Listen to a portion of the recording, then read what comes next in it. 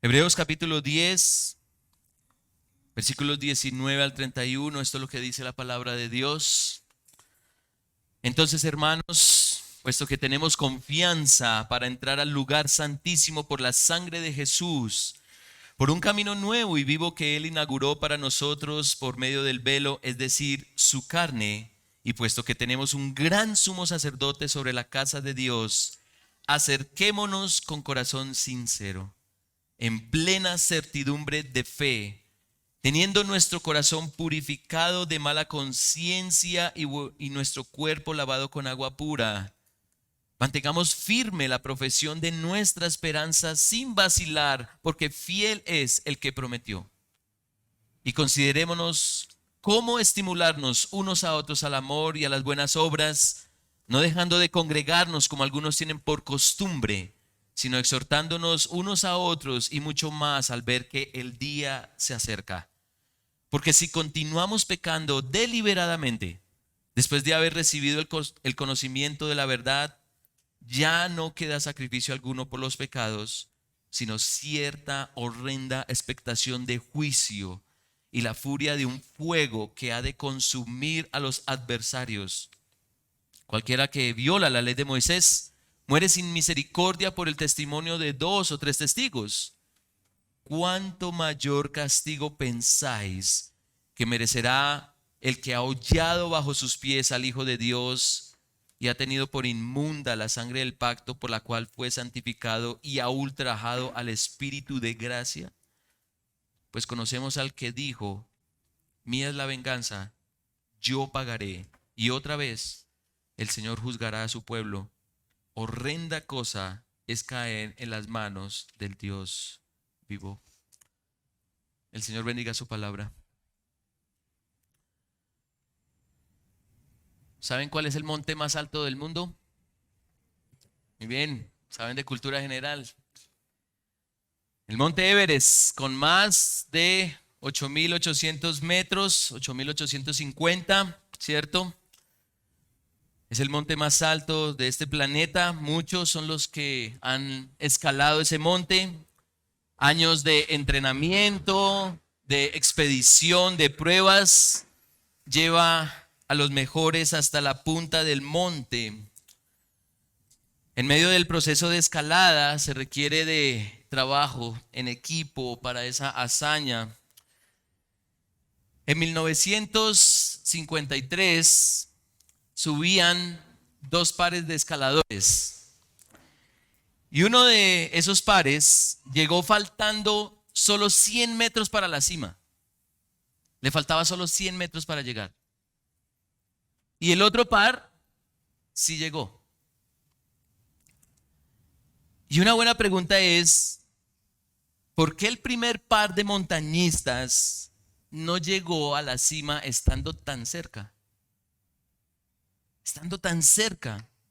Y de nuevo, tenían la preparación, el equipamiento y el apoyo de toda una expedición. Lo tenían todo para llegar, todo. Pero bueno, es el Everest, ¿no? Es el Everest. Y semejante desafío tiene retos enormes por delante. Muchos perdieron la vida en el intento. De hecho, si usted intenta subirlo, va a encontrar varios cuerpos por ahí congelados. Pero muchos lograron a lo largo de los años llegar a la cima. Y la gran mayoría eran escaladores súper entrenados, ya que intentaron por años llegar a la cumbre hasta que por fin lo lograron.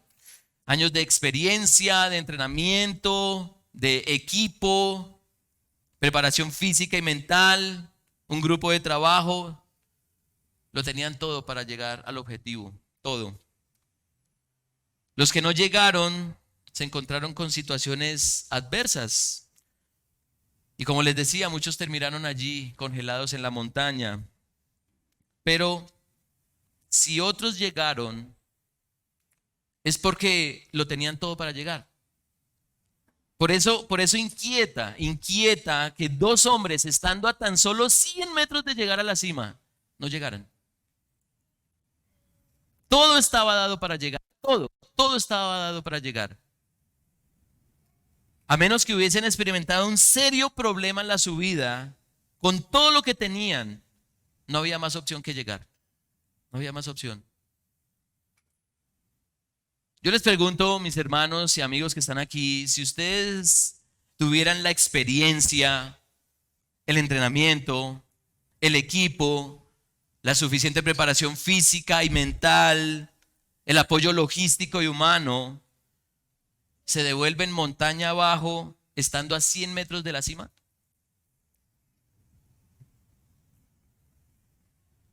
Solo un gran problema, un gran obstáculo, un enorme obstáculo nos haría retroceder. De lo contrario, la única opción es llegar y cantar victoria.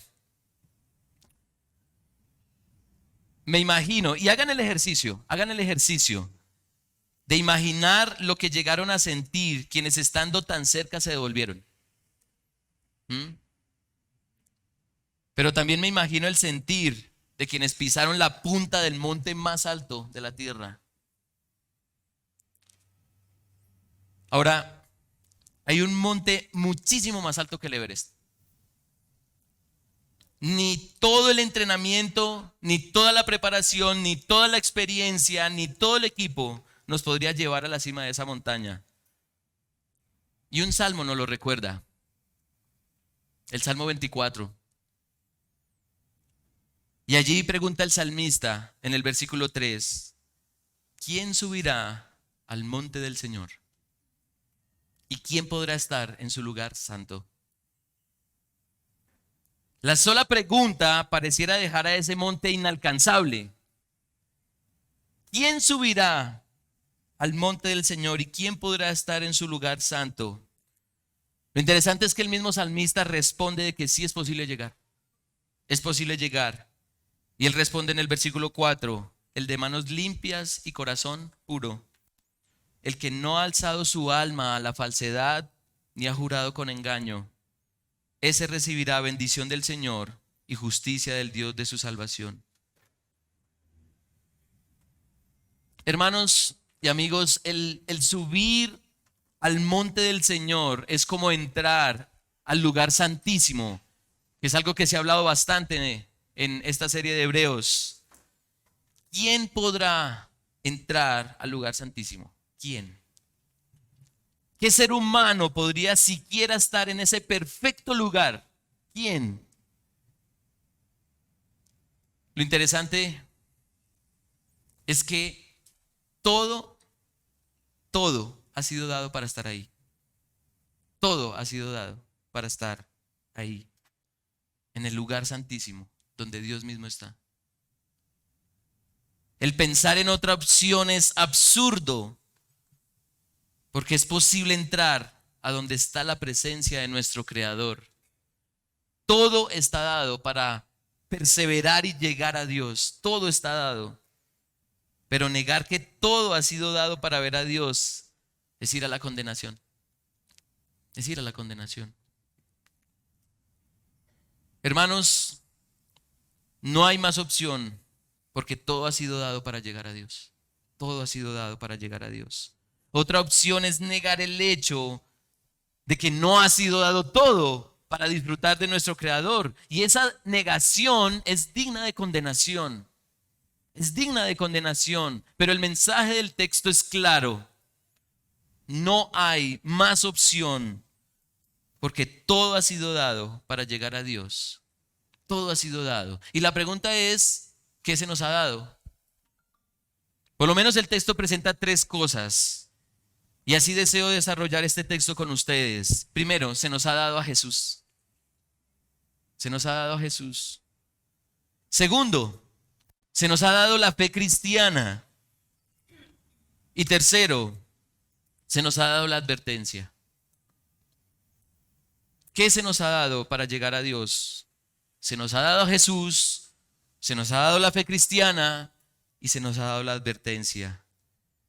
Y de esta manera deseo argumentar este mensaje. No hay más opción porque todo ha sido dado para llegar a Dios. Y en primer lugar se nos ha dado ¿a quién? A Jesús.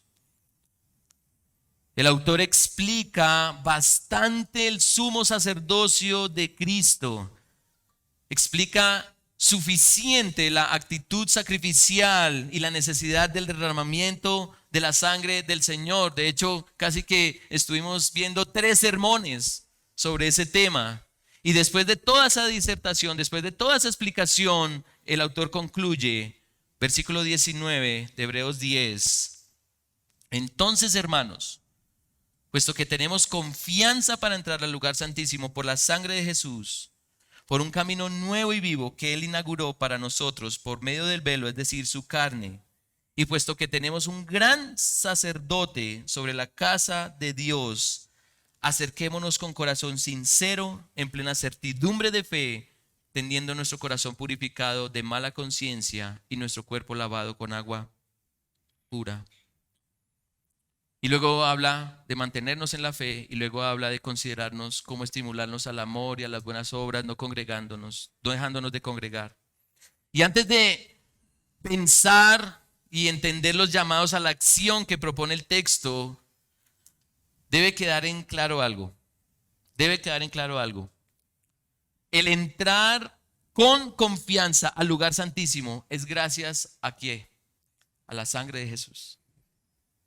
El camino nuevo y vivo que fue inaugurado para nosotros es gracias a ¿qué? Al cuerpo de Cristo. Y la mediación entre Dios y nosotros es gracias a ¿qué? Al sacerdocio de Jesús. Alguien podría decir, qué difícil es acercarse a Dios.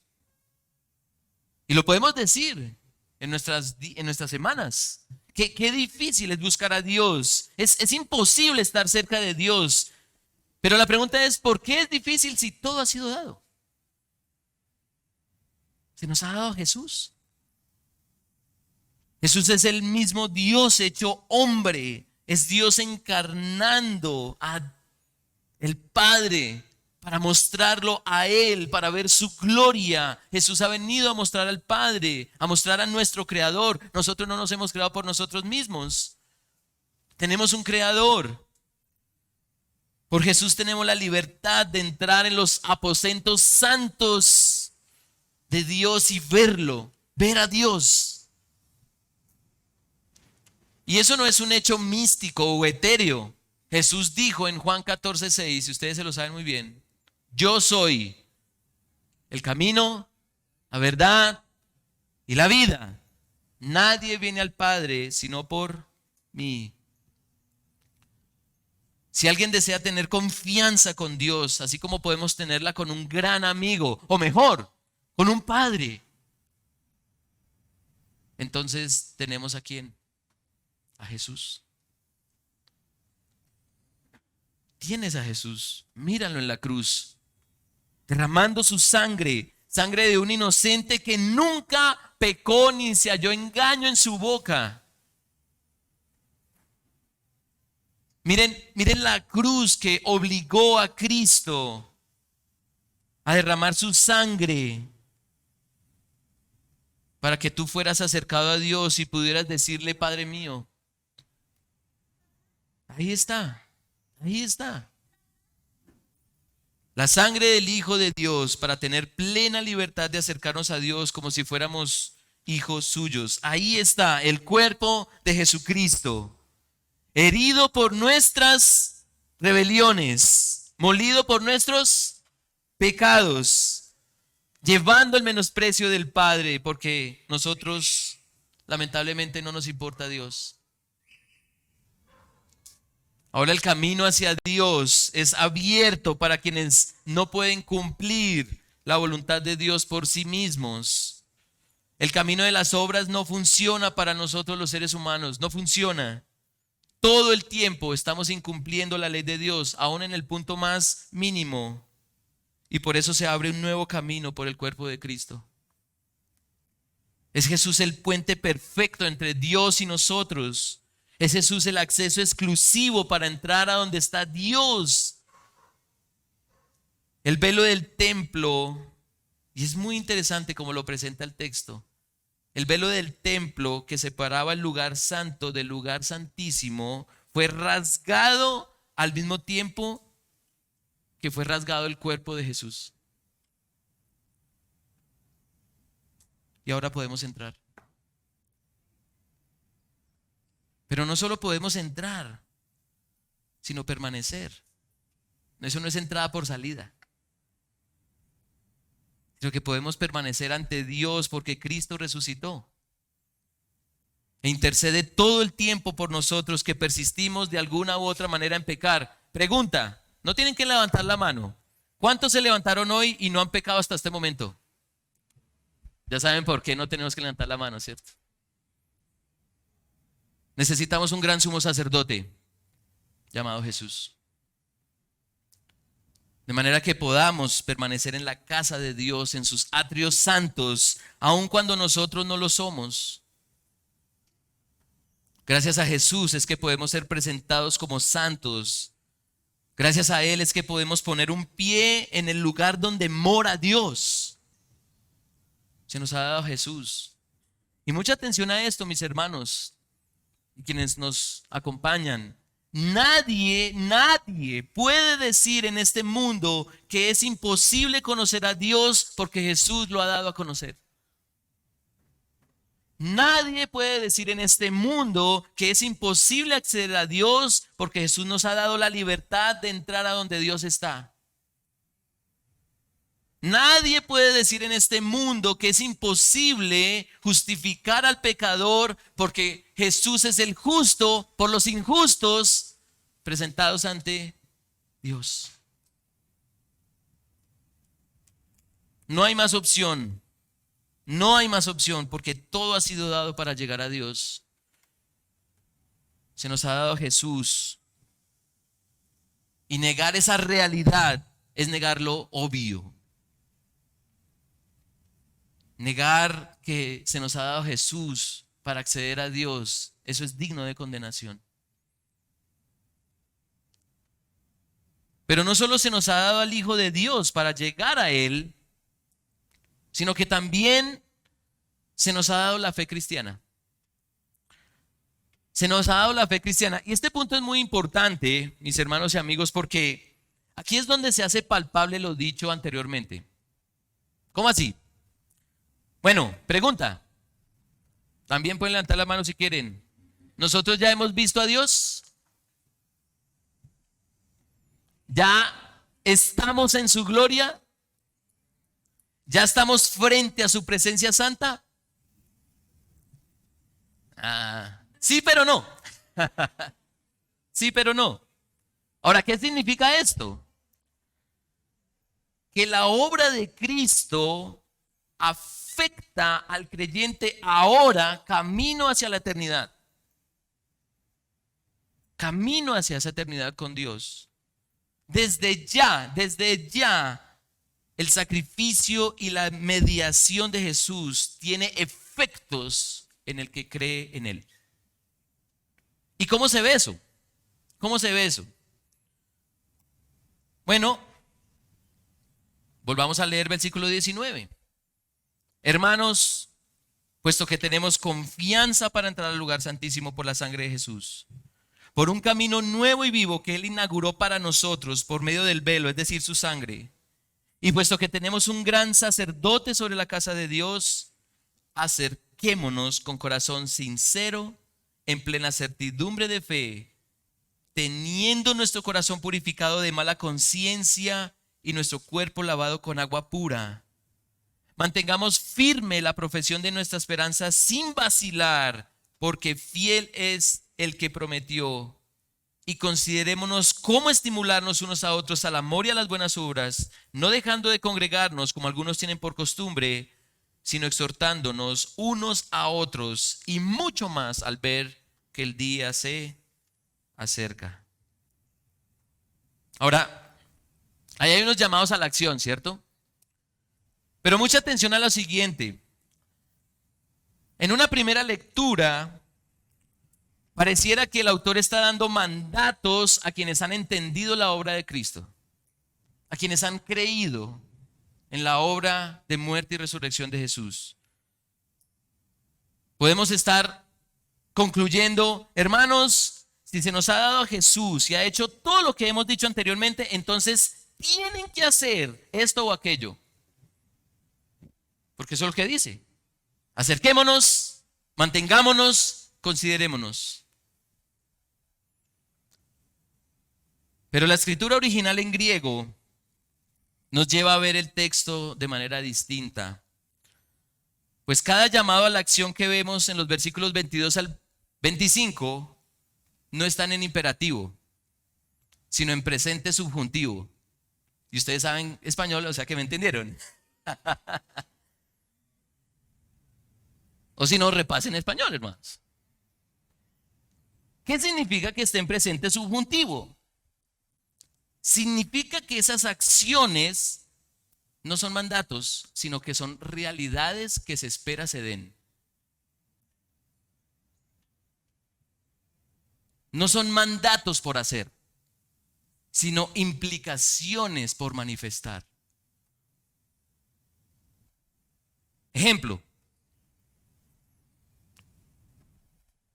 si no como durante un buen tiempo, ¿qué se espera que se dé? Hambre. Hambre, ¿cierto? Hambre. Si una persona solo se alimenta de pura comida chatarra, ¿qué se espera que suceda? Que se enferme, ¿cierto? Si Jesucristo ha dado su sangre para que entremos con confianza al trono de Dios y podamos disfrutar de su salvación eterna, ¿qué se espera que suceda? ¿Qué se espera? Versículo 22. Acerquémonos con corazón sincero, en plena certidumbre de fe, teniendo nuestro corazón purificado de mala conciencia y nuestro cuerpo lavado con agua pura. En otras palabras, se espera que nos acerquemos a Dios como nacidos de nuevo. Casi que estas palabras de Hebreos es escuchar al Señor Jesús allá en Juan 3 hablando con Nicodemo. De cierto te digo, que el que no naciere de nuevo, no entrará ¿a dónde? Al reino de Dios. No entrará al reino de Dios. Pero si Cristo ha dado su sangre para que entremos con confianza al trono de Dios y podamos disfrutar de su salvación eterna, ¿qué se espera? Se espera que tengamos la confianza de hablar con Dios, porque ya no somos los mismos. Nuestros afectos, nuestra mente, nuestra vida han sido transformadas. Hermanos, no sé si les pasa a ustedes, pero muchos creyentes ven a Dios lejos, como inalcanzable. Y los gobierna no un temor reverente, sino un temor paralizante, como que el Dios de la Biblia no es el Dios de ellos. Pero ¿qué se espera de alguien que ha nacido del agua y del Espíritu? Como dice el Señor en Juan. ¿Qué se espera de aquel que ha sido convencido y humillado de su necesidad de arrepentimiento y fe en Jesús? ¿Qué se espera? Que se acerque al trono de la gracia para el oportuno socorro, como lo dice el mismo autor en el capítulo 3, Hebreos 3. Se espera que pueda comunicarse con Dios como un Padre santo y amoroso, un Padre que perdona porque su Hijo ha comprado ese perdón.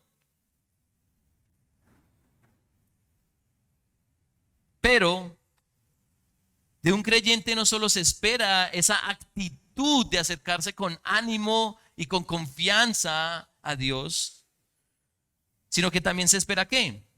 Perseverancia. Hermanos, el mensaje del texto no es perseveren. El mensaje del texto es, si ustedes están convencidos de que son hijos de Dios, van a perseverar. Versículo 23. Mantengamos firme la profesión de nuestra esperanza sin vacilar, porque fiel es el que ¿qué? El que prometió. Toda la carta ha venido hablando de perseverancia. Toda la carta ha venido hablando de perseverancia. Si se ha dado Jesús, ¿es posible perseverar? Si el evangelio es real, ¿es posible perseverar? Para el que cree en el evangelio, sí, porque sabe que todo ha sido dado para continuar hasta el final. El evangelio y mucha atención a esto, el Evangelio no es solo la esperanza de que somos perdonados por Dios. El Evangelio es la esperanza de que veremos a Dios. De que veremos a Dios. Dios ha prometido que estaremos con Él por siempre. Disfrutaremos de Él eternamente. Si Jesucristo ha dado su sangre para que entremos con confianza al trono de Dios y disfrutemos de su salvación eterna, se espera que quien crea esa promesa se mantenga firme hasta que se cumpla. Porque Dios va a cumplir. Él es fiel. Él prometió salvación. Él prometió vida eterna. Él prometió ser nuestro Dios por siempre.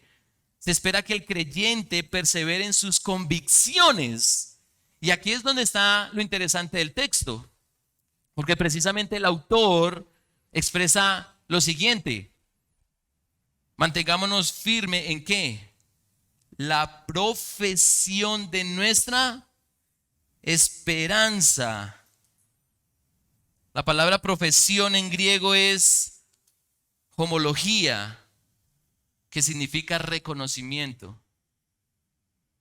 Un verdadero cristiano no tiene que custodiar sus convicciones como si alguien se las fuera a quitar.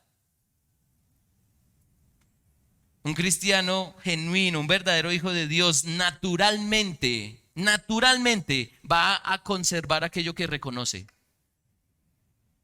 Un cristiano genuino se mantendrá firme en reconocer que Cristo es su Señor y Salvador y que lo que ha prometido en cualquier momento se va a cumplir.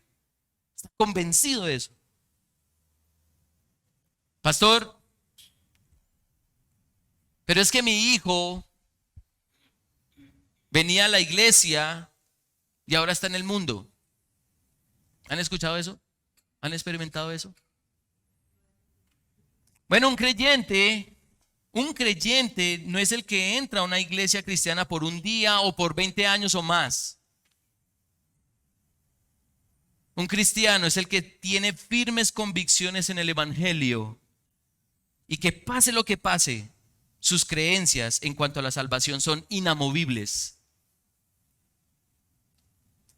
Muchos jóvenes, aquí hay jóvenes entre nosotros, entran a la universidad y después de haber estado mucho tiempo en la iglesia, en la universidad desafían sus creencias. Las desafían de frente, frontalmente.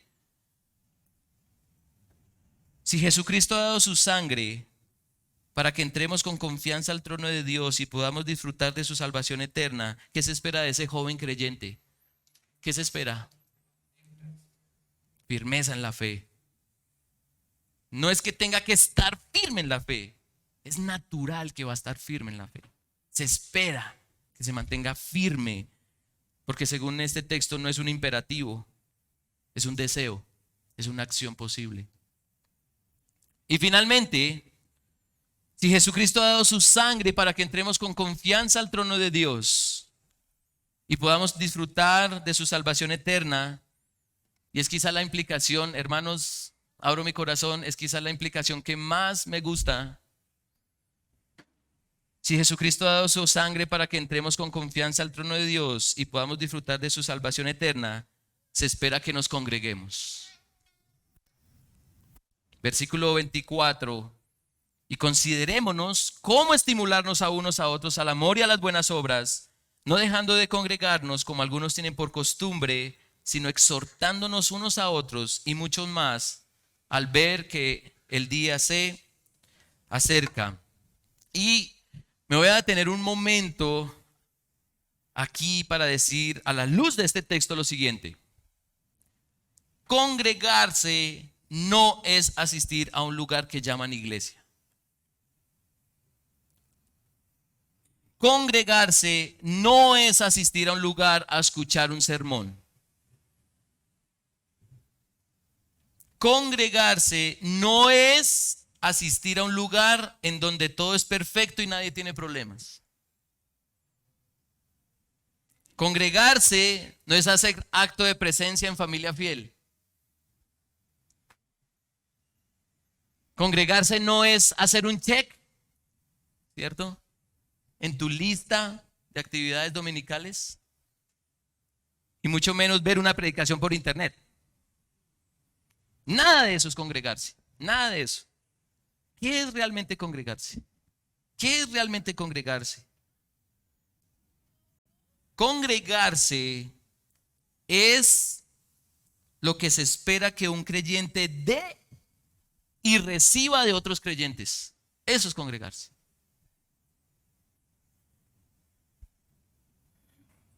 Es decir, considerar cómo, y esta palabra es intencional, cómo nos provocamos, cómo nos estimulamos, dice el autor, ¿cierto? Cómo nos provocamos, cómo buscamos intencionalmente practicar el amor y las buenas obras. ¿Y por dónde comenzamos? Y hoy lo vimos en la escuela dominical. Comenzamos con exhortarnos unos a otros. Exhortar quiere decir confrontar, animar, consolar. La exhortación no es solo señalar el pecado, sino animar y ofrecer las herramientas en el Evangelio para luchar contra el pecado. Hermanos y amigos, esa es la lógica del texto. Esa es la lógica. Versículo 24, y considerémonos cómo estimularnos unos a otros al amor y a las buenas obras, no dejando de congregarnos, como algunos tienen por costumbre, sino que exhortándonos unos a otros. Y mucho más al ver que el día se acerca. La pregunta es, ¿dónde dice el texto que congregarse es venir a algún lugar a escuchar un sermón y ya?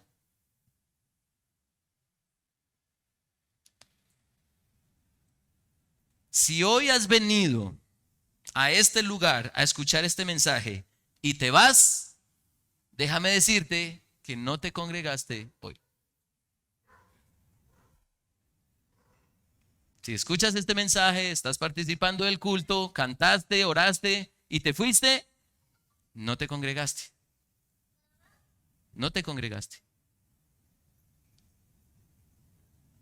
Todo lo que hacemos el domingo debe girar en torno al ánimo que debemos darnos unos a otros para perseverar en la fe, para luchar contra aquello que nos está impidiendo caminar bien hacia la eternidad.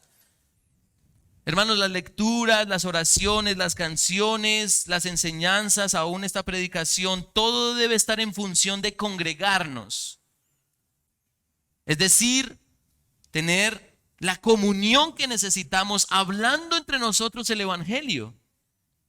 Hablando intencionalmente de aquello que requerimos para que lleguemos al final.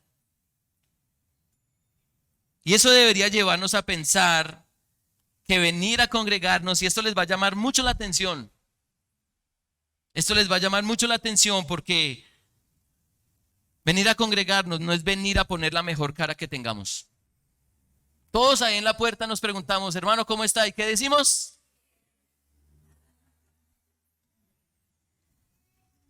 Todos entran a la iglesia felices y sonrientes, casi levitando, tomados de la mano. No, no. Todos tenemos luchas, dificultades, tribulaciones, angustias. Hoy pudimos haber despertado con tristeza, con enojo, con frustración. El domingo pudo haber comenzado con el pie izquierdo, con nuestros cónyuges, con nuestros hijos. Pero si Jesucristo ha dado su sangre para que entremos con confianza al trono de Dios y podamos disfrutar de su salvación eterna, vamos a desear congregarnos porque necesitamos escuchar las palabras de Dios de parte de otros y luchar con ellos.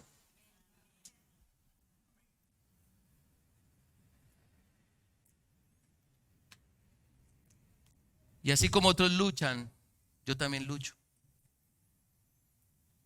No tiene sentido ensimismarnos y decir que no nos congregamos porque estamos mal, o porque pequé esta semana, o porque no tengo cara para ver a mis hermanos. Estoy triste, estoy frustrado, estoy desesperado. Esa es la cara que queremos ver para motivarnos unos a otros.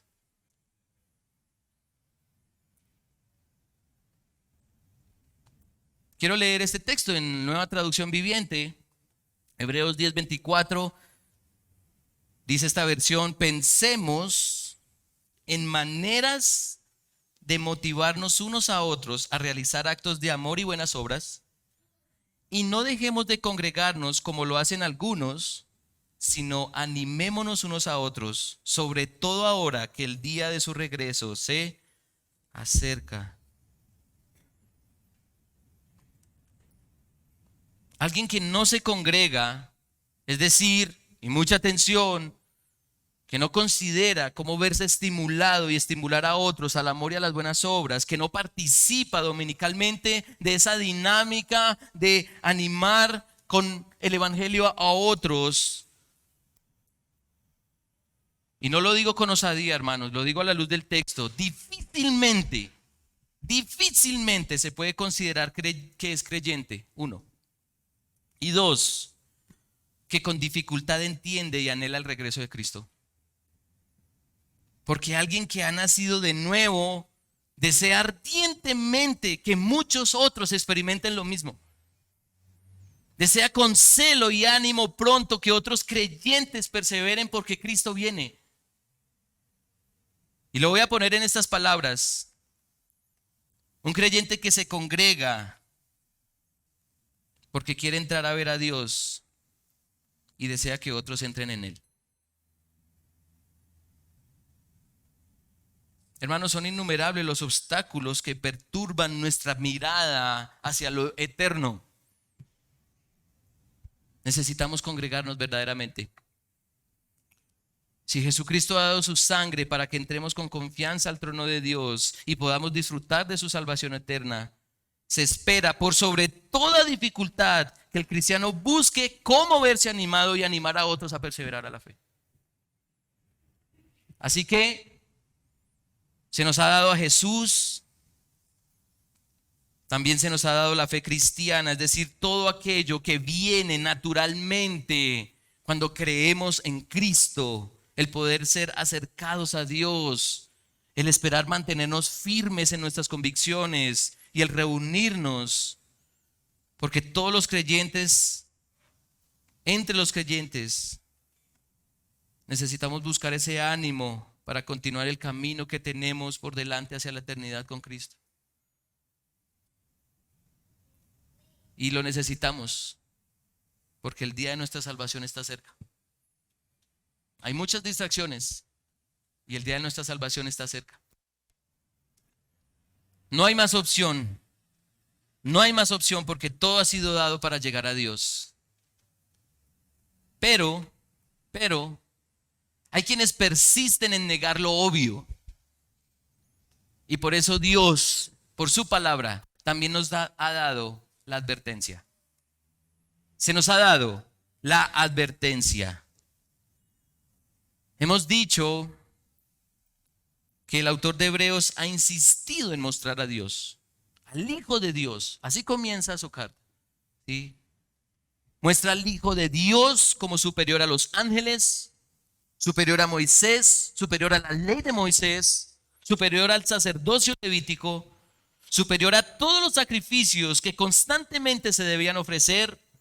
El acceso al lugar santísimo ya está habilitado para el pecador y es un acceso ilimitado porque Cristo ha limpiado ese acceso por su sangre. Todo ha sido dado para llegar a la cima del monte de Dios.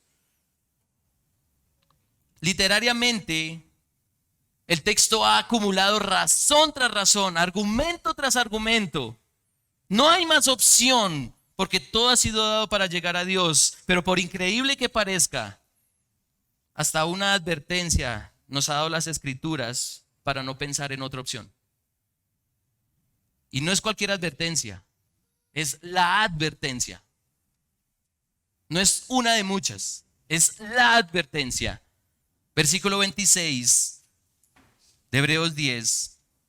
Porque si continuamos pecando deliberadamente, después de haber recibido el conocimiento de la verdad, ya no queda sacrificio alguno por los pecados, sino cierta horrenda expectación de juicio y de furia, de un fuego que ha de consumir a los adversarios. Cualquiera que viola la ley de Moisés muere sin misericordia por el testimonio de 2 o 3 testigos. ¿Cuánto mayor castigo pensáis que merecerá el que ha pisoteado bajo sus pies al Hijo de Dios y ha tenido por inmunda la sangre del pacto por la cual fue santificado y ha ultrajado al Espíritu de gracia? Pues conocemos al que dijo: mía es la venganza, yo pagaré. Y otra vez el Señor juzgará a su pueblo. Horrenda cosas caen en las manos del Dios vivo. Hermanos, seamos sinceros. No hay que hacerle un profundo análisis exegético a lo que dice esta porción bíblica. De lo contrario es negar lo obvio. Es negar lo obvio. Y al negar que todo ha sido dado para estar con Dios, es un llamado a sufrir con pesar, con dolor y eternamente. Las consecuencias de estar fuera de la presencia de Dios por siempre son horribles.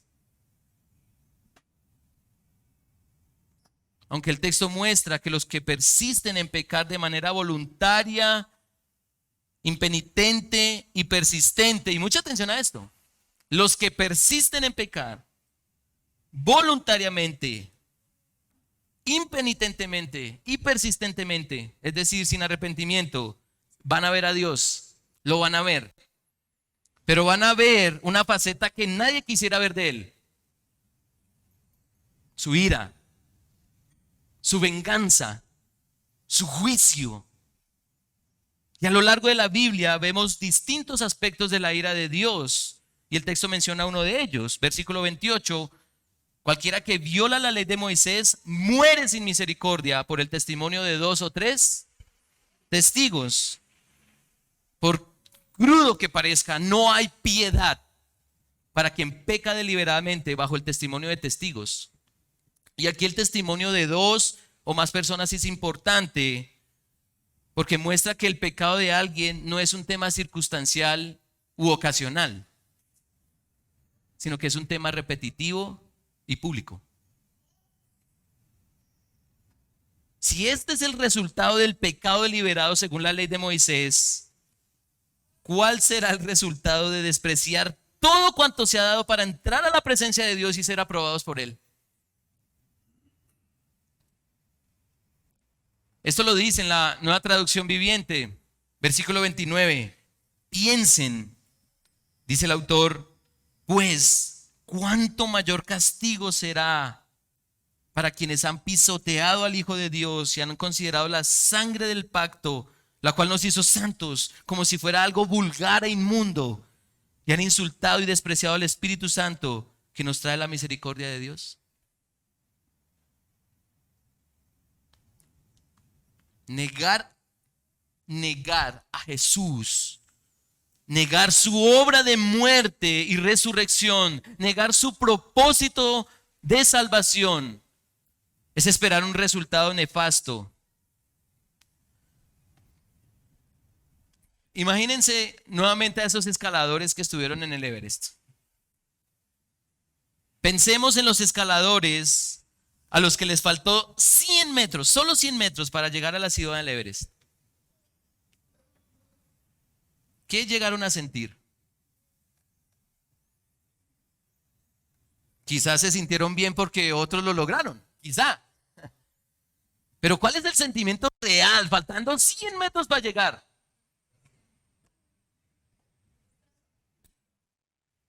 ¿Por qué no llegamos? Todo estaba dado para llegar.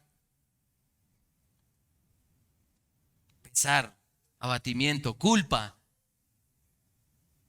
Y para los que sí llegaron, gloria, fama, alegría, ¿cierto?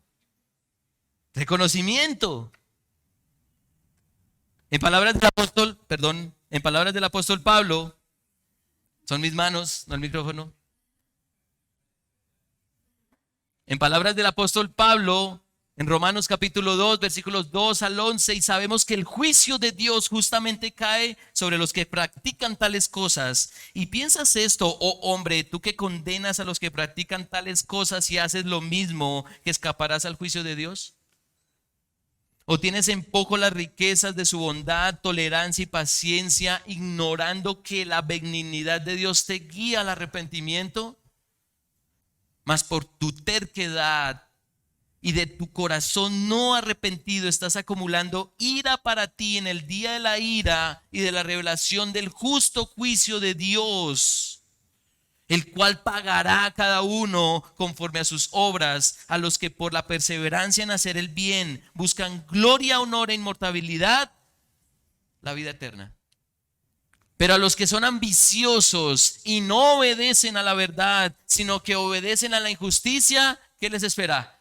Ira e indignación. Habrá tribulación y angustia para toda alma humana que hace lo malo, del judío primeramente y también del griego, pero gloria y honor y paz para todo el que hace lo bueno, al judío primeramente y también al griego, porque en Dios no hay acepción de personas. Todos hablan de que Dios no tiene acepción de personas para amar, pero Dios tampoco tiene acepción de personas para ejecutar su juicio. Así que, hermanos y amigos, no hay más opción, porque todo ha sido dado para llegar a Dios. Hasta las advertencias dadas. Hermanos, ninguno de los que estamos aquí sabe lo que es caer en manos del Dios vivo. Nadie sabe. Como seres humanos, hemos experimentado su justo juicio en una mínima parte. Y lo hemos experimentado de cerca. Vemos personas sufrir, vemos personas enfermar, morir. Vemos pueblos y naciones ser arrasados y afligidos tanto por desastres naturales como por desastres ideológicos. Vemos a muchos lamentarse por el sufrimiento y el dolor humano en cuerpo y corazón. Pero ninguno de nosotros sabe lo que es caer en manos del Dios vivo, porque seguimos vivos. Seguimos con vida.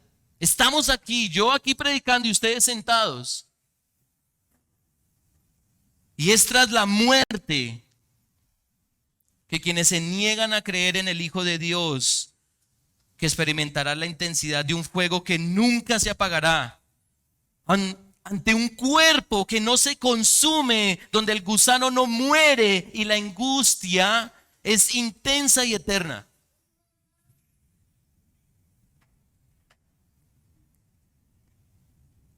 Absolutamente todo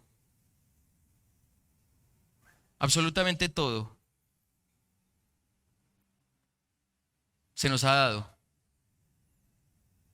Aún esta advertencia tiene todo su peso y fuerza para mostrar que quienes no entran al reino de los cielos dieron más lugar a su incredulidad que a la fe en Jesús. Desprecian el sacrificio de Cristo que nos permite entrar a ver a Dios. Tienen en poco la sangre invaluable del Hijo de Dios que cubre todos los pecados. Aborrecen al único mediador que puede presentarnos como santos ante aquel que es santo, santo, santo. Los incrédulos son dignos de ser sometidos bajo las manos del Dios vivo porque cayeron en el absurdo. No hay más opción, porque todo ha sido dado para llegar a Dios. Se nos ha dado a Jesús, se nos ha dado la fe cristiana y se nos ha dado la advertencia. Todo ha sido dado. ¿Qué esperas? ¿Qué esperas? Se nos ha dado la sangre de Cristo, se nos ha dado el sacrificio de Jesús. Se nos ha dado el sacerdocio del Hijo de Dios. Se nos ha dado el acercarnos a Dios como su pueblo. Se nos ha dado la fuerza para perseverar en nuestra esperanza. Se nos ha dado la iglesia para que juntos nos animemos a continuar, porque la consumación de nuestra salvación ya viene. Se nos ha dado la advertencia para no caer en el absurdo de negar lo obvio. Todo ha sido dado, todo. No hay más opción, porque todo ha sido dado para llegar a Dios. Y termino con esto. Si tú persistes en ser un incrédulo, si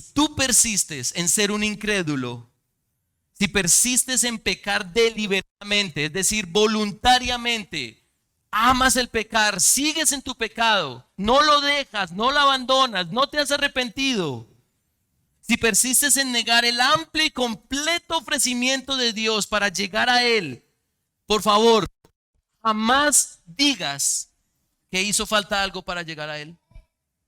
Porque Dios dio a lo más amado para Él y para rescatarnos. Dio a Jesús. Porque Dios da a su misma iglesia para estimularse a sí misma, para que todo su pueblo juntos lleguemos a Él.